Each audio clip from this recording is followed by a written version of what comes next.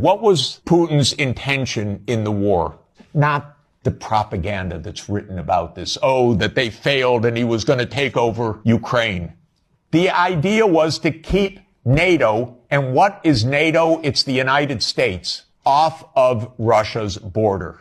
No more, no less. When the Soviet Union ended in 1991, and an agreement was made that NATO will not move 1 inch eastward. Now, what happened after 1991, the United States decided there would be no end to eastward enlargement of NATO. And the decision was taken formally in 1994, when President Clinton signed off on NATO enlargement to the east, all the way to Ukraine and into Georgia. So the NATO enlargement, as you know, started in 1999 with Hungary, Poland, and the Czech Republic. And Russia was extremely unhappy about it, but these were countries still far from the border. So the next round of NATO enlargement came in 2004. With the 3 Baltic states, Romania, Bulgaria, Slovenia, and Slovakia. At this point, Russia was pretty damn upset.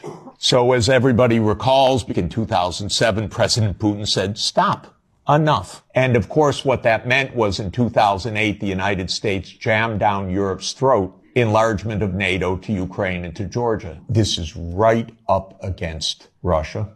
And Russia protested because if Russia decided to have a military base on the Rio Grande or the Canadian border, not only would the United States freak out, we'd have war within about 10 minutes. And a month later, a war broke out. That gets Georgia destroyed. And starting in 2010, the U.S. put in Aegis missile systems in Poland and then in Romania. And Russia doesn't like that. In 2010, Viktor Yanukovych was elected on the platform of neutrality. Russia had no territorial interests or designs in Ukraine at all. What Russia was negotiating was a 25-year lease for Sevastopol naval base. That's it. Not for Crimea, not for the Donbass, nothing. In 2014, the U.S. worked actively to overthrow Yanukovych. Everybody knows the phone call by my Columbia University colleague, Victoria Nuland, and the U.S. Ambassador Peter Piot. Listen to it. It's fascinating. I don't think Cleach should go into the government. I don't think it's necessary. I don't think it's a good idea. I think Yats is the guy who's got the economic experience, the governing experience, and, fuck the EU. No, exactly. And I think we've got to do something to make... You don't get better evidence. Then came Minsk, and especially Minsk II. It said there should be autonomy for the Russian-speaking regions in the east of Ukraine. It was supported unanimously by the UN Security Council. The United States and Ukraine decided it was not to be enforced. There were many thousands of deaths in the shelling by Ukraine in the Donbass. And one of the issues on the table in December 2021, January 2022, was, does the United States claim the right to put missile systems in Ukraine?